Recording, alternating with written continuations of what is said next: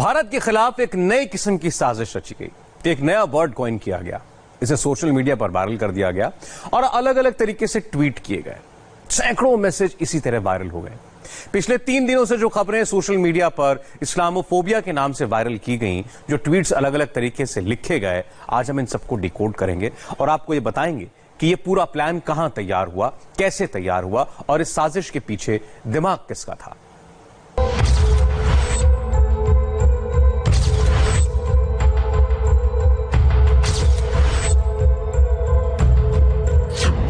ये मोदी के खिलाफ इस्लामोफोबिया वाले एजेंडे की हेडलाइंस है। पाकिस्तान से लेकर दुनिया के बड़े बड़े अखबारों में इस वक्त भारत विरोधी ताकतें मोदी को बदनाम करने की हर संभव कोशिश कर रही हैं।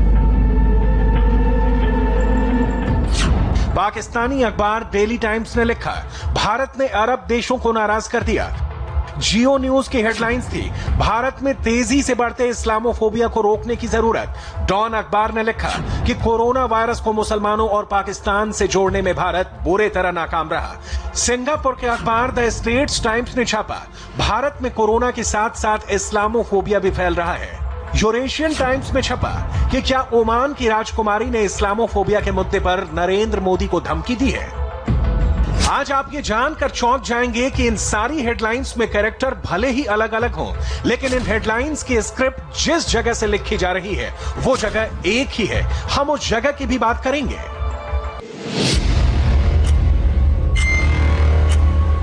लेकिन सबसे पहले आपको इन सारी हेडलाइन से जुड़े एक अहम किरदार के बारे में पता होना चाहिए और इस किरदार का नाम है सैयदा मोना बिन्त फतह अल सैद, जो ओमान की राजकुमारी है। पिछले कुछ दिनों में सोशल मीडिया पर ओमान की राजकुमारी के ट्विटर हैंडल से कई सारे ऐसे ट्वीट्स वायरल हुए जिसमें एंटी इंडिया बातें लिखी गई थी, भारत में बढ़ते इस्लामोफोबिया का जिक्र किया गया था और यहां तक लिख दिया गया था कि ओमान ने कहा है कि वो सभी भारतीयों को बाहर निकाल देगा। ओमान की राजकुमारी के अकाउंट से किए गए ये सारे ट्वीट्स इतने वायरल हुए कि पाकिस्तान के विदेश मंत्री ने इसे सच मानकर बयान भी दे डाला। हिंदुस्तान में मुसलमानों को निशाना बनाया जा रहा है। वो कहते हैं कोरोना जिहाद का लफ्ज इस्तेमाल किया। बड़ा अफसोस है, काबिल मुजम्मत है उनका रवैया। और आज आप देखें कि ये चीज एक नया रुख ले रही है। गल्फ ममालिक जहां हिंदुस्तान की बहुत बड़ी आबादी रहती है और काम करती है, बहुत से गल्फ ममालिक ने इसका नोटिस लिया है और वो अब कह रहे हैं, मिसाल के तौर पे ओमान ने कहा है अगर ये रवैया जारी रहता है तो जो हिंदुस्तानी ओमान में काम कर रहे हैं ये भी वापस चले जाएं। ये बहुत से, और मैं कहूंगा और मैं इंशाअल्लाह मैं इस चीज का मैंने नोटिस लिया है और मैं गल्फ के ममालिक के वज़ीर खारजा को खत लिख रहा हूं कि वो हिंदुस्तान से राब्ता करें, उन्हें कहें अपना रवैया तब्दील करें और अगर मुसलमानों को वो निशाना बना रहे हैं तो फिर उनकी जिम्मेदारी बनती है, ओआईसी की जिम्मेदारी बनती है कि वो हिंदुस्तान को निशाना बनाए। लेकिन शाह महमूद कुरैशी के बयान और ओमान की राजकुमारी के भारत विरोधी ट्वीट्स के पीछे का सच कुछ और ही है। आज हम फर्जी इस्लामोफोबिया क्रिएट करने वालों को एक्सपोज करेंगे सबूतों के साथ। सबूत नंबर 1, ओमान की राजकुमारी के नाम का इस्तेमाल किया गया। क्या सच में किसी राजकुमारी ने यह ट्वीट लिखा?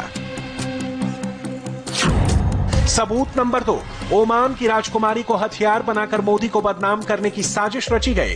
इस्लामोफोबिया वर्ड को वायरल करने वाले कौन थे?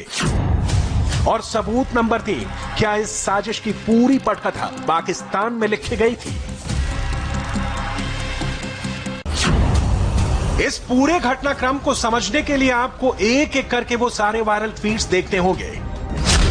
ओमान की राजकुमारी के नाम पर बनाए गए ट्विटर अकाउंट से किया गया भारत विरोधी ट्वीट तो सही है, लेकिन ये ट्वीट करने वाला शख्स फर्जी है, इसलिए ट्वीट भी फर्जी है।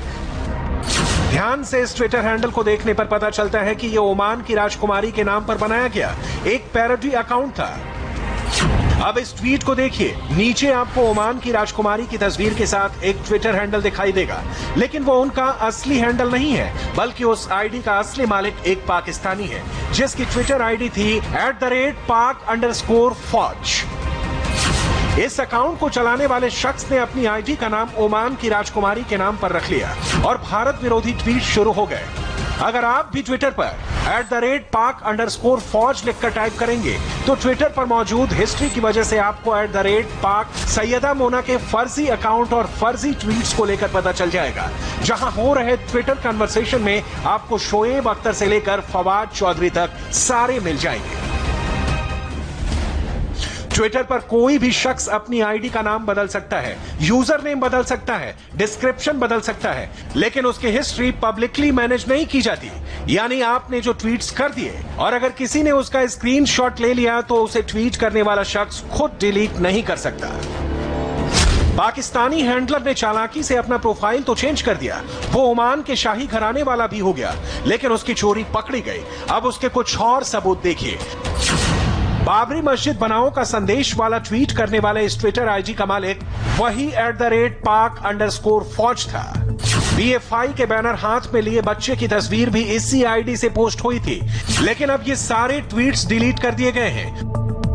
भारत के खिलाफ खाड़ी देशों में दुष्प्रचार और फेक न्यूज फैलाने वाली साजिश के पीछे पाकिस्तान की कुख्यात खुफिया एजेंसी ISI का सबसे बड़ा रोल है, क्योंकि फर्जी ट्विटर अकाउंट्स का इस्तेमाल उसी के गुर्गों ने किया। ट्विटर ने ऐसे ही एक फर्जी अकाउंट को सस्पेंड किया है जिसको ISI चला रही थी। जिस अकाउंट को सस्पेंड किया गया है वो सऊदी अरब की शहजादी नूरा बिन्त फैसल अल सौद के नाम पर बनाई गई थी। फेक आईडी में नाम नूरा अल सौद लिखा गया था और इससे भारत विरोधी दुष्प्रचार किया जा रहा था। भारत और खाड़ी देशों के बीच के संबंध सालों पुराने हैं। पिछले कुछ सालों में प्रधानमंत्री मोदी की लीडरशिप में खाड़ी देशों से भारत के रिश्ते पहले से कहीं ज्यादा मजबूत हुए हैं। कोरोना वायरस को फैलने से रोकने की कोशिशों के बीच पिछले कुछ सप्ताहों में प्रधानमंत्री मोदी ने खाड़ी देशों के कई नेताओं से बातचीत भी की है। और सबसे बड़ी बात यह है कि कोरोना काल में प्रधानमंत्री मोदी ने दुनिया के हर मित्र देश की तरह खाड़ी देशों का भी भरपूर साथ दिया है और भारत ने हाइड्रोक्सी क्लोरोक्वीन की मदद भेजी है। कोरोना के मुद्दे पर मोदी पश्चिम एशिया के 9 देशों के नेताओं से बात कर चुके हैं। भारत ने सऊदी अरब, ओमान की राजकुमारी के सफाई के बाद ओमान में भारत के राजदूत मनु महावर ने राजकुमारी को सफाई जारी करने के लिए शुक्रिया कहा और दोनों देशों के बीच के रिश्तों को मजबूत बताया। इस बीच खबर यह है कि पाकिस्तान के सारे फर्जीवाड़े पर पानी फिर गया है, क्योंकि खाड़ी देशों ने भारत को भरोसा दिलाया है कि सोशल मीडिया पर चल रहे भारत विरोधी फर्जीवाड़े के खिलाफ खाड़ी देश जीरो टॉलरेंस की नीति अपनाएंगे। विदेश मंत्री एस जयशंकर ने सऊदी अरब, ओमान, कतर, UAE, फिलिस्तीन, बहरीन, कुवैत और अल्जीरिया के विदेश मंत्रियों से बात की है